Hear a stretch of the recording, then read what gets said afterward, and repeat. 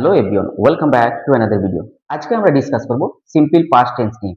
এর আগের লেসনে আমরা ডিসকাস করেছি সিম্পল প্রেজেন্ট টেন্স নিয়ে। সো আমরা সিম্পল পাস্ট টেন্সের ব্যবহার কোথায় করি? না, সিম্পল পাস্ট টেন্সের ব্যবহার করা হয় অতীতে ঘটে যাওয়া কোনো কাজ বা ঘটনার কথা বোঝাতে। ওকে, তাহলে আমরা কোনো কাজ অতীতে করেছি, সেই কথাটিকে আমরা যখন প্রেজেন্টে বলছি, সেখানে আমরা সিম্পল পাস্ট টেন্সের ব্যবহার করব। তো এই সিম্পল পাস্ট টেন্সে আমরা আজকে তিনটি স্ট্রাকচার নিয়ে ডিসকাস করব। সেই তিনটি স্ট্রাকচার কি কি? একটা হলো অ্যাফার্মেটিভ সেন্টেন্সের স্ট্রাকচার, আরেকটা হলো নেগেটিভ সেন্টেন্স স্ট্রাকচার এবং অপরটি হলো ইন্টারোগেটিভ সেন্টেন্সের স্ট্রাকচার। তো প্রথম আমরা দেখব অ্যাফার্মেটিভ সেন্টেন্সের স্ট্রাকচার। সেটি কি? না, সেই স্ট্রাকচারটি হলো সাবজেক্ট প্লাস ভি2 অর্থাৎ ভার্বের পাস্ট ফর্ম প্লাস অবজেক্ট। তো চলো কয়েকটি এক্সাম্পলের মাধ্যমে আমরা এই স্ট্রাকচারটাকে ভালোভাবে বুঝে নিই। আমি ক্রিকেট খেলেছিলাম, অর্থাৎ অতীতে আমি খেলেছিলাম। এটা কিন্তু প্রেজেন্টের কাজ নয়, এটা কিসের কাজ? পাস্টের কাজ। তাই আমাকে কিসের ব্যবহার করতে হবে? সিম্পল পাস্ট টেন্সের। এবং এটি কোন সেন্টেন্স? Affirmative sentence. তাই তার স্ট্রাকচার আমাকে ব্যবহার করতে হবে। তো আমি ক্রিকেট খেলেছিলাম, সাবজেক্ট কে? না আমি, তার ইংরেজি আই। আই ভি2 অর্থাৎ খেলার ইংরেজি হচ্ছে কি? প্লে। তার ভি2 কি? প্লেড। I played cricket. আমি ক্রিকেট খেলেছিলাম, আই প্লেড ক্রিকেট।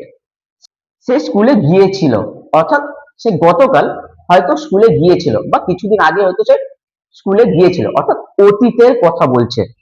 তাই সেটা ইংরেজিতে কি হবে? সি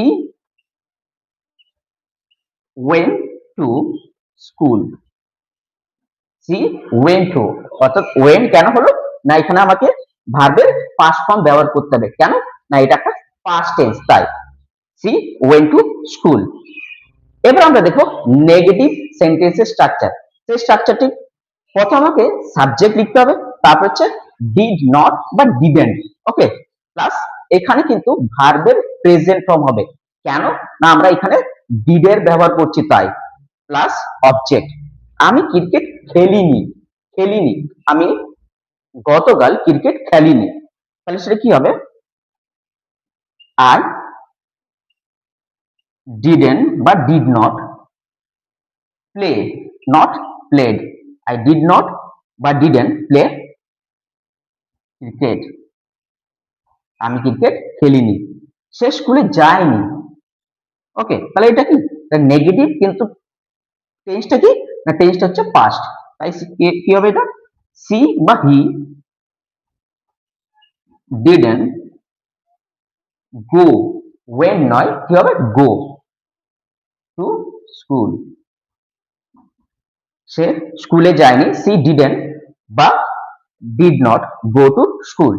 আমরা দেখবো ইন্টারোগেটিভ সেন্টেন্সের স্ট্রাকচার। সেই ইন্টারোগেটিভ সেন্টেন্স স্ট্রাকচারটিকে প্রথমে প্রশ্ন করার জন্য আমাকে ডিড এর ব্যবহার করতে হবে। প্রেজেন্টে আমরা কি ব্যবহার দেখেছিলাম? ডু বা ডাজ।